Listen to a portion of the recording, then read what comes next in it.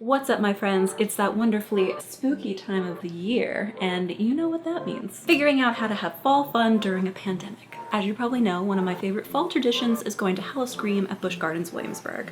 But obviously this year things are gonna be a little different. Hey guys, Caitlin and Brian are here. We're in Halloween Harvest at Busch Gardens, and we're going to show you how to have some fun during a pandemic, I guess. That's right, we've got our masks on.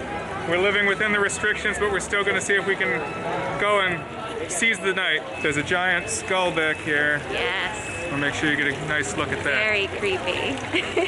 So it's not howl-o-scream this year, it's Halloween Harvest, which is an important distinction because only about half of the park is open, from Ireland through like half of Oktoberfest. To kick off the night, we went over to Italy for a little blogger event where we got some drinks, some sugar, and the classic syringe Jello shots. Bottoms up. Yeah. So it's not a drink, it's like Jello. Yeah, it's a Jello shot Okay. in a syringe. Oh, I just wasn't expecting that jelly consistency. Oh no.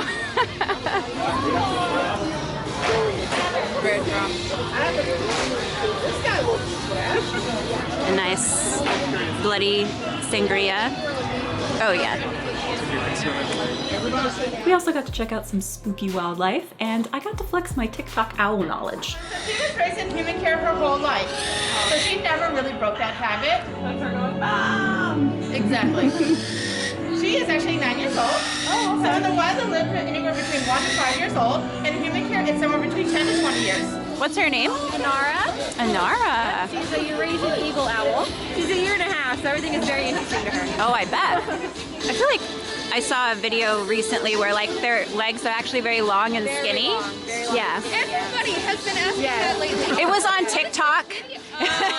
At the blogger event, we got a tasting card so we could try some yummy foods and drinks. So this is the creepy colada. I think it's just a pina colada, but they changed out the title cards on the machines. I was curious about the bloody daiquiri though. Cut some fingers before they made that one. Are you What, having trouble $15 like ones or whatever anyway. getting it to come out of the straw? Yeah, the paper straws are not good, and I've been sloshing. I think a spoon would have been better. I can also highly recommend the shrimp po' boy. I was not expecting to like that as much as I did, but it was just chef's kiss. Then Brian went on a roller coaster quest. Brian is going in to ride the Verbolten. Me and my weak stomach cannot. Rides that are open in terms of roller coasters seem to be Tempesto, Verbolten, and Apollo's Chariot. Thinking about their cars, they're probably the easiest to like socially distance on. Like you're not going to be sitting right next to like a stranger. Now Brian's going on Apollo's Chariot. Felt super safe and fun on the first one, or Verbolten, so now he's going to try that. All right. Last roller coaster I think that's open other than Finnegan's Flyer, and Brian's gonna do that one. So Brian's gonna ride Finnegan's Flyer, and he'll have pretty much ridden all the big rides. Wait times were super short, so definitely if you're interested in riding these rides with shorter wait times and not a lot of people on them, this actually may be your time to come to the park. There's Brian over there already. He's got the whole side to himself. Now hold on tight as you soar high over the mountain.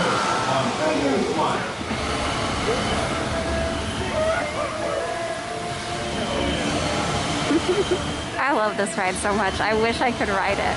I'm interested to know what Brian thinks because this is the only one that he had never ridden before. What did you think? I like that one a lot. Yeah. And I went on a pumpkin scavenger hunt while I waited for him. So there's a pumpkin scavenger hunt. Let's do this.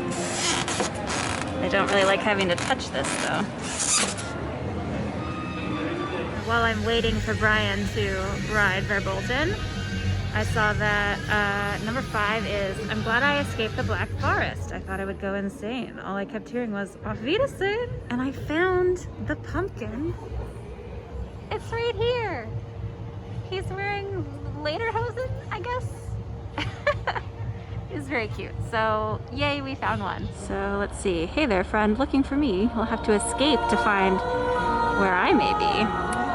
And I think that's right here, across from Escape from Pompeii. All right, it says the talking tree looks easier to climb than I thought. If I don't get down soon, I'll be sure to rot. And Here's the talking tree. And there's the pumpkin. Unfortunately, being engrossed in filming and looking for pumpkins made me a prime target for roaming ghouls. What are you doing over here tonight, sir? What about you, miss? Are you keeping yourself distant from others?